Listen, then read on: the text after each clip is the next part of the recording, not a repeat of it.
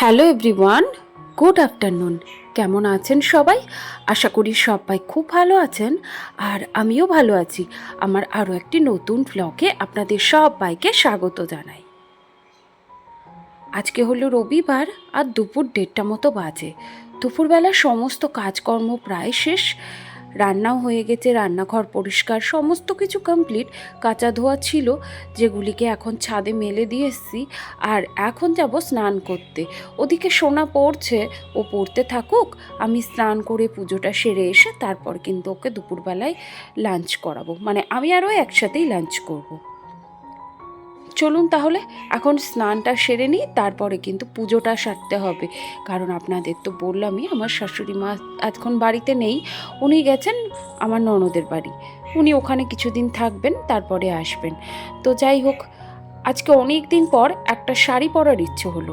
মানে এখন তো প্রায় শাড়ি পরি না বললেই চলে। আগে একটা সময় ছিল যখন শাড়ি পরাটা আমার একটা কি বলবো, একটা হ্যাবিট ছিল। সকাল সন্ধে সবসময় আর কি শাড়ি পরতাম। তো এখন আর সেটা হয় না। যবে থেকে আমার সোনা আমার কাছে এসছে, সেদিন থেকে শাড়ি পরাটা প্রায় ভুলেই গেছি। তো এখন তো শীতকাল, তাই মনে হলো আজকে একটু শাড়ি পরি। আর এই শাড়িটা আমাকে আমার জেঠি শাশুড়ি মা, মানে মণিমা দিয়েছিল যখন আমাদের দিদির যখন মারা যায়, মানে আমার ঠাকুমার শাশুড়ি যখন মারা যায়, তখন উনি আমাকে এটা দিয়েছিলেন। আর এই শাড়িটা আমার খুব পছন্দের। কেন জানেন? কারণ এই যে লাল সাদা মাল্টি কালারের যে কম্বিনেশনটা, এটা আমার ভীষণ ভালো লাগে। চলুন, ওদিকে সিঁদুর, ময়শ্চারাইজার সমস্ত কিছু অ্যাপ্লাই করা হয়ে গেছে। এবার এই যে গাছে গুটি কত ফুল রয়েছে, মানে ওই গুনে 10-12টা হবে, সেই ফুল কটাকে একটু তুলে নিই। আর সামনে ওই যে ছোট্ট যে নয়নতারা গাছটা দেখছেন কলিতে, সেখানেও বেশ কিছু নয়নতারা ফুল ফুটে রয়েছে। গাছটা একেবারে লাল হয়ে থাকে জানেন, আর এত ভালো লাগে, তবে ইচ্ছেই করে না ফুলগুলো তুলি। কিন্তু কি আর করব বলুন, অ্যাকচুয়ালি ফুলের জন্মও তো হয় ভগবানের চরণে গিয়ে পড়ার জন্যে, তাই না? আর এই যে শীতে ফুল তো একেবারেই নেই বললেই চলে গাছে। ওই কয়েকটা সাদা ফুল রয়েছে, সেই সাদা ফুল কটা আর ওই নয়নতারা দিয়েই কিন্তু আমি আমার ঘরের ঠাকুরের পুজো করি। খুঁজে এদিক ওদিক থেকে কয়েকটা ফুল পেয়েছি, আর এই যে দেখুন কি সুন্দর লাগছে না? আমি জানি অনেকের নয়নতারা গাছ পছন্দের না, তবে আমার না ভীষণ ভালো লাগে। আমাদের ওই গলিতে গলিতে প্রচুর নয়নতারা ফুল হয়। আর এই যে আমার সোনা উঠে পড়েছে, আসলে তাকে এখন মানে কন্টিনিউ তার পেছনে লেগে থাকতে হয় পররি করে। কারণ আগে এটা হতো না, আগে নিজে থেকেই পড়তো। তবে এখন মনে হয় এটা একরকম বয়সের দোষ বললেই চলে, বা এই সময়টাই এইরকম, হয়তো সব সময় পেছনে লেগেই থাকতে হবে। নিজেরও এক এক সময় বিরক্তি লাগে, তবে কি আর করব বলুন, ওর ভালোর জন্যেই এইটা আমাকে করতেই হয়। তো যাই হোক, জবা ফুলগুলোও তুলে নিয়েছি। চলুন এবার ঘরে যাই, কি পুজোটা সেরে নিই। এখন তো শীতকাল, তাই শাশুড়ি মা সমস্ত ঠাকুরগুলিকে একটা করে কাপড় দিয়ে মুড়িয়ে রেখে গেছেন, মানে শীতে যাতে তাদের ঠান্ডা না লাগে। তো তাই জন্যেই, মানে যার যেরকমটা রয়েছে, সমস্ত কিছু তার উলের পোশাক পরানো সম্ভব নয়। তাই এইভাবে সমস্ত নতুন নতুন পোশাক, মানে কাপড়ের সিট দিয়ে আর কি, এইভাবে আলতো করে ঢেকে দেওয়া রয়েছে। তো এতে করে যেমন আমাদের যেরকম শীত লাগে, গায়ে কিছু দিলে শীতটা একটু নিবারণ হয়, তেমন যাতে ওনাদেরও আর কি শীতটা না লাগে। যাই হোক, ঘরের পুজো হয়ে গেছে। আমার গোপালদেরকেও সুন্দর করে তাদেরকেও সেবা দিয়ে দিয়েছি, আরতি করে নিয়েছি। আর এইবার এই যে আমার বাইরে তুলসী দেবীর চরণে একটু ফুল দেব। আর ওই যে দেখতে পাচ্ছেন ওপরে হনুমানজি এসে হাজির হয়ে গেছে। আমার গোলাপ গাছটাকে আমি সেদিনকে এমনিতেই ছেটে দিয়েছি জানেন, ওরা এসে গোলাপ গাছটার আর কিছু রাখে না, সমস্ত ন্যাড়া করে মুড়ে খেয়ে যায়। তখন আমার ভীষণ খারাপ লাগে। তো যাই হোক, এখন আর খাবার কিছু নেই। আর এই যে গাছের জবা ফুলগুলি ওরা খাচ্ছেন, তা খাক।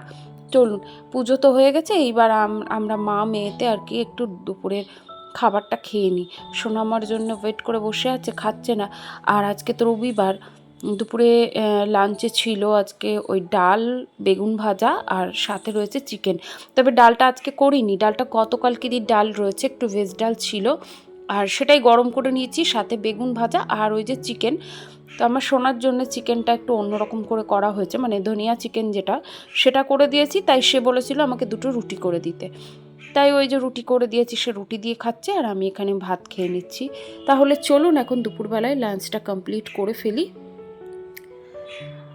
দুপুরের খাবার শেষ করে ওইদিকে ভাই যাবে কাজে, মানে ভাইয়ের আজকে আমার হাজব্যান্ড ছুটি করেছে, মানে ও এখন কিছুদিন একটু রেস্টে থাকবে। তবে সে রেস্টে থাকবে বলা মানে কাজে যাবে না, কিন্তু বাড়িতে তার রেস্ট নেই, সে কিন্তু বাস স্ট্যান্ড, গাড়ির কাজ এগুলো কিন্তু করবেই। তো সে ওদিকে বেরোবে, আর এদিকে ভাইয়ের খাবারটাও আমি প্যাক করে দিয়েছি, কারণ ভাইও কিন্তু অলরেডি সে রওনা দিয়েছে, আর খাবারটা আমার হাজব্যান্ডের হাত দিয়েই আর কি পাঠিয়ে দেবো। তো ওদিকে ওর খাবারটা গুছিয়ে দিয়েছি, আর এবার সুন্দর করে টেবিলটা মুছে নেওয়ার পালা। টেবিলটা মুছে নিয়ে এখন রয়েছে কি বলবো, দুপুরবেলায় সমস্ত জামাকাপড় যেগুলি কাচা ধোয়া করেছিলাম সেগুলি তো ছাদে মেলা রয়েছে, সেগুলিকেও আনতে যাব। আর এছাড়াও বেশ কিছু কাজ রয়েছে জানেন, যেগুলি বিকেলবেলায় করে থাকি, যেমন ঘর দোর ঝাড় দেওয়া, টুকিটাকি বাসন বাইরে যেগুলি উবুর করা থাকে সেগুলিকে নিয়ে এসে জায়গায় রাখা। এই সমস্ত করতে করতে কখন যে দুপুর গড়িয়ে বিকেল হয়ে যায়, আর শীতকালে বিকেল তো পাওয়াই যায় না বললে চলে। তো যাই হোক, এই তো ছাদে আপনাদের সাথে একটুখানি এই যে সময়টা, এটা আমার এত ভালো লাগে। দেখুন পাখিরা তাদের মতো করে খেলাধুলো করছে, ওদিকে সূর্যাস্ত যাচ্ছে। এই সময়টা আমার ভীষণ পছন্দের। যখনই সময় পাই, মানে বিকেলের সময়টা, আমি ওপরে এরকম করে নিজের মতো করে সময় বার করে নিজের সাথে সময় কাটাই। এতে করে না নিজেকে আরও বেশি মোটিভেট করা যায়। সকাল থেকে সংসারের কাজে কিভাবে গুছিয়ে করব, নিখুঁত পরিপাটি করে করব লক্ষ্য থাকে, তেমনি পাশাপাশি নিজের পছন্দের কাজগুলি কত তাড়াতাড়ি শুরু করতে পারবো, নিজের সাথে কিভাবে সময় স্পেন্ড করতে পারবো, সেটাও কিন্তু একই সাথে মাথায় থাকে। আর এই জন্যেই ছোট দিনের বেলায় গুছিয়ে কাজ করে নিজের মতো করে দিনটিকে কাটাতে চাই। আর ওই যে দূরে দেখুন, এটি আমাদের থেকে দুটো বাড়ির পরে আর কি, ওই বাড়িতে দেখুন ছাদে হনুমানের দল সেই যে দুপুরবেলায় এসছে, তারা কিন্তু তাদের তাণ্ডব এখনও চালিয়ে যাচ্ছে। ওই যে সজনে গাছে দেখলেন কত ফুল ধরেছে, আর সেই ডালটিকে নিয়ে সবাই মিলে টানা হেঁচড়া করে ডালটিকে একেবারে আর কি নুইয়ে ফেলেছে। তো যাই হোক, চলুন, এই দেখতে দেখতে অনেকক্ষণ সময় কাটিয়ে ফেলেছি। এইবার জামাকাপড়গুলি তুলে নিয়ে এখন নিচে যাব। এই জামাকাপড়গুলি গতকালকের কেচে দিয়েছিলাম, আর আজকে বেশ কিছু কেচেছি, তবে কিছুই এখনও শুকিয়ে উঠতে পারেনি। এইগুলি ওই মোটামুটি দুদিনের শুকোলো। এবার এইগুলিকে জায়গা মতো মেলে, মানে ভাঁজ করে জায়গা মতো রাখবো, আর যেগুলি ভেজা সেগুলিকে মেলে রাখবো। চলুন নিচে যাই। আর নিচে যাওয়ার আগে আরও একবার দেখাই, ওই দেখুন, দেখেছেন ডালটিকে নুইয়ে ফেলেছিল, এখন তারা একেবারে সবাই মিলে, একাই হচ্ছিল না, 3-4 জন মিলে ডালটিকে ধরে ভেঙেই নিয়েছে। তারপরে এই যে মজা করে এখন সেই ফুলগুলি খাচ্ছে। তো যাই হোক, তারা তাদের কাজ করুক, আর আমি এদিকে আমার কাজ করি। জামাকাপড় প্রায় ভেজা বললেই চলে, মোটামুটি 2-1টা জামাকাপড় যেগুলি শুকনো সেগুলিকে ঘরে রেখেছি, বাকিগুলি এই যে বারান্দায় মেলে দেবো। আর সন্ধ্যার পরে না এই কিছু এক্সট্রা কাজ থাকে, এইগুলি আমি গুছিয়ে রাখি। তার মধ্যে ধরুন এই যে জামাকাপড় গোছানো, আলমারি গোছানো, বা শোকেসের একটা করে তাক গোছানো, জামাকাপড় কিছু থাকে আয়রন করা, সেগুলি আয়রন করা। তাছাড়াও রান্নাঘরেও বেশ কিছু কাজ থাকে, সে মেন কাজ রান্নাঘরেই থাকে, সেই কাজগুলিকে গুছিয়ে রাখা। যেমন ধরুন রাত্রিবেলায় কে কী খাবে সেগুলিকে একটু গুছিয়ে রাখা। যেমন ধরুন আমার শ্বশুরমশাই রুটি খান, আমার হাজব্যান্ডও রুটি খান, তবে তাদের রুটি করি, আটা মাখি, সেই সাথেই আরও কিছুটা আটা আমি এক্সট্রা মেখে রাখি, কারণ এখন তো শীতকাল, মেখে রাখলে সুবিধা হয়, আমার সকালবেলায় রুটিটা কিন্তু হয়ে যায়। আর এর সাথে সাথে আরও কিছু কাজ থাকে, যেমন হচ্ছে ধরুন ওই যে যে কোনো জিনিস ধরুন দিনের বেলায় ফুরিয়ে গেল, তখন কাজের চাপে না বের করতে পারলেও রাত্রিবেলায় কিন্তু আমি যে সমস্ত জিনিসগুলি ফুরিয়ে যায় সেগুলি যদি দোকান থেকে কিনে আনার হয় সেগুলি কিনে এনে রাখি, অথবা ঘরে থাকলে সেগুলিকে ঢেলে ঢুলে মানে জায়গা মতো গুছিয়ে রাখি। এই যে কাজ। তারপরে ওই যে কাপ বাটির যে ট্রেটা দেখছেন সেগুলিকে পরিষ্কার করা, রান্নাঘরের এক একটা সেলফ পরিষ্কার করা, এগুলি আমি রাত্রিবেলায় করে থাকি, যাতে আমার পরের দিনটা সুন্দর থাকে। কত এক্সট্রা কাজ থাকে সেগুলি যাতে করতে না হয় দিনের বেলায়। আসলে এখন তো ছোট দিনের বেলা, রান্না করতে করতে দিন কখন শেষ হয়ে যায় নিজেই বুঝতে পারি না। তো যাই হোক, দুপুরবেলায় তো চিকেন হয়েছিল, সেখান থেকে বেশ কিছুটা সলিড পিস তুলে রেখেছিলাম। তো সেটা আমার শোনার জন্যই রেখেছিলাম, কারণ ও সন্ধ্যাবেলায় একটু এটা সেটা খেতে ভালোবাসে, তবে বাইরের খাবারটা যাতে না দিতে হয় সেটাই আমি চেষ্টা করি। তাই কিছুটা বোনলেস পিস আমি টুকরো করে কেটে নিয়েছি, তার মধ্যে একটু গাজর, পেঁয়াজ, লঙ্কা, আদা রসুন লঙ্কার পেস্ট, সাথে দিয়েছি কর্নফ্লাওয়ার, অল্প একটু বেসন, একটা ডিম, নুন, হলুদ আর সামান্য একটু চিনি আর দিয়েছি লেবুর রস, সমস্তটা মাখিয়ে রেখে নিয়েছি। ওটাকে ম্যারিনেট করে রেখেছি, ওটা কিছুক্ষণ ঢাকা দিয়ে রেখেছি, ওটা থাকুক।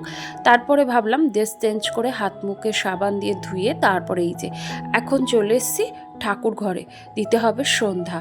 কারণ সন্ধ্যার সময় চারপাশের আলো জ্বালিয়ে সন্ধ্যাবাতি দিয়ে না দিলে ঠিক ভালো লাগে না জানেন। তাই সমস্ত কাজকর্ম সেরে সন্ধ্যাবেলায় এই যে রান্নাঘরে এসেছি। সোনা ওদিকে পড়ছে আর সে এখন বলছে আমাকে কিছু করে দাও। তাই চট করে ভাবলাম এই যে চিকেন পকোড়াটা বানিয়ে দিই। আর এইভাবে শীতের সন্ধ্যায় চিকেন পকোড়া, মুড়ি, চা এগুলি কিন্তু বেশ ভালো লাগে। ওদিকে বসিয়ে দিয়েছি চা আমার জন্যে, শ্বশুরমশাইয়ের জন্যে, সোনার জন্যে। তাহলে চলুন চিকেন পকোড়াটাও ভাজতে থাকি আর ওদিকে কিন্তু সোনাকে আমরা সবাই মিলে একটু চা আর এই যে চিকেন পকোড়া খেয়ে নিই। তবে আমি আর বাবা কিন্তু চিকেন পকোড়াটা এখন খাবো না, আমরা রাত্রিবেলায় ভাতের সাথে খাবো। আমি ভাতের সাথে খাবো, তবে বাবাকে দু একটা দিয়েছি। তো এই তো এদিকে সোনার চিকেন পকোড়াগুলি দিয়ে দিলাম। এইভাবে শীতের সন্ধ্যায় চিকেন পকোড়ার সাথে সস এগুলি কিন্তু খেতে কিন্তু ভালোই লাগে। খাওয়া দাওয়া কমপ্লিট করে রান্নাঘরের যে কটা বাসন জমেছিল, মানে এই যে এই সমস্ত করতে গিয়ে না বেশ বাসন জমে যায় জানেন, সেগুলিকে মাজা ধোয়া করে এখন এই যে আটার কন্টেনারগুলো খালি হয়ে গেছিলো। তো ওবেলায় সোনার বাবা আমাকে আটা এনে দিয়েছিল, তবে সেবেলায় আমার ঢালা হয়নি। তাই ভাবলাম এবেলায় গুছিয়ে রাখি, তাহলে আগামী দিন আবার আটা মাখতে লাগবে। আর এই তো এখন সোনাকে নিয়ে এখানে টেস্ট পেপার সলভ করাচ্ছি। তাহলে চলুন আজকের ভিডিওটি আমি এখানেই শেষ করলাম। ভিডিওটি কেমন লাগলো অবশ্যই কিন্তু কমেন্টের মাধ্যমে জানাবেন। ভালো লাগলে অবশ্যই একটি লাইক করে দেবেন। সুস্থ থাকবেন, ভালো থাকবেন, সাবধানে থাকবেন। আবারও দেখা হবে নতুন কোনো ভিডিওর সাথে।